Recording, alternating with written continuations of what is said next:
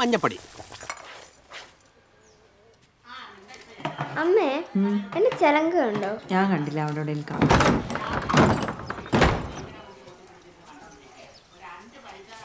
എവിടെ നിങ്ങളുടെ ശിഷ്യനെവിടെ?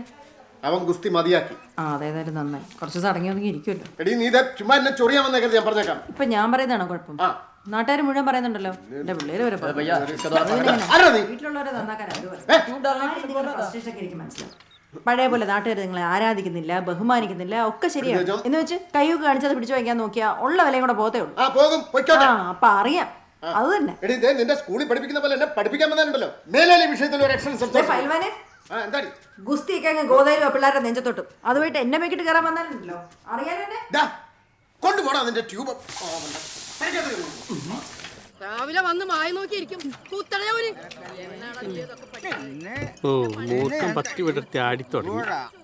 ഇങ്ങനെ കിട്ടി ഇവന്മാർക്ക് വല്ല ക്ഷയം പിടിക്കുന്ന എനിക്ക് തോന്നുന്നു. അപ്പാവന്മാർക്ക് ഇന്നും തല്ലി കിട്ടിയോ? പിന്നെ ഇവന്മാർക്ക് മാത്രമല്ല, ഇപ്പൊ പുറത്തുനിന്ന് ചിലർ ജീപ്പ് പിടിച്ച് വന്നിട്ട് ഇടി വാങ്ങിക്കുന്നുണ്ട്. ഇനി എങ്ങനെ വീട്ടിൽ പോകും? വീട്ടിൽ പോയാൽ അവിടുന്ന് കിട്ടും. അമ്മാവനെ വിഷമിപ്പിച്ചിന് അമ്മയുടെ എടാ, അതിന് മൂപ്പന് മുമ്പളല്ലേ വിഷമിപ്പിച്ചേ. അമ്മേനോട് നല്ല അമ്മാവന് കൊടുക്കാൻ പറയും.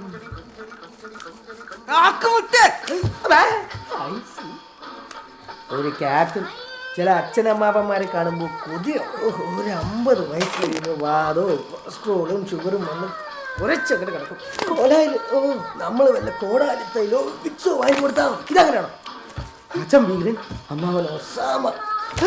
പൊട്ടിയില്ല. പൊട്ടിയില്ലേ? പൊട്ടി കിടന്നു വീട്ടിൽ പോടാ.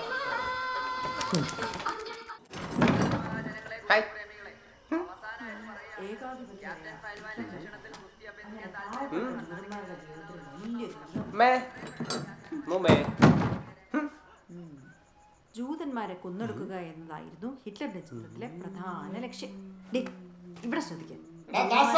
പിടിച്ചടക്കി കോൺസെൻട്രേഷൻ ക്യാമ്പുകളിലേക്ക് തള്ളി വിടുക എന്നതായിരുന്നു ഹിറ്റ്ലറിന്റെ വലിയ വിനോദം.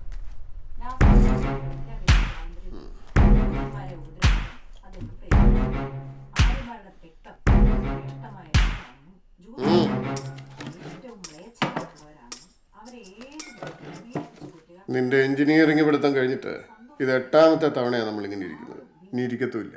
എന്താ നിന്റെ ഫ്യൂച്ചർ പ്ലാൻ? അച്ഛാ, ഫ്രണ്ട്സൊക്കെ പറയുന്നത് എൻ്റെ കവർ ഡ്രൈവ് അടിപൊളിയാണെന്നാണ്. മാത്രമല്ല ബൗളിങ്ങിലും നല്ല സ്വിങ് കിട്ടുന്നുണ്ട്.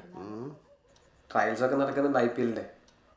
ട്രൈ ചെയ്താൽ ചിലപ്പോൾ. ഞാൻ ചോദിച്ചത് നിന്റെ ഫ്യൂച്ചർ പ്ലാൻ എന്താണെന്നാ. അച്ഛാ, അത് ക്രിക്കറ്റ്. നീ M.Tech-ന്റെ എൻട്രൻസ് എഴുതിയായിരുന്നല്ലോ. അച്ഛാ, അത് ഇത്തവണ അത്ര നന്നായിട്ട് എഴുതാൻ പറ്റിയിരുന്നില്ല.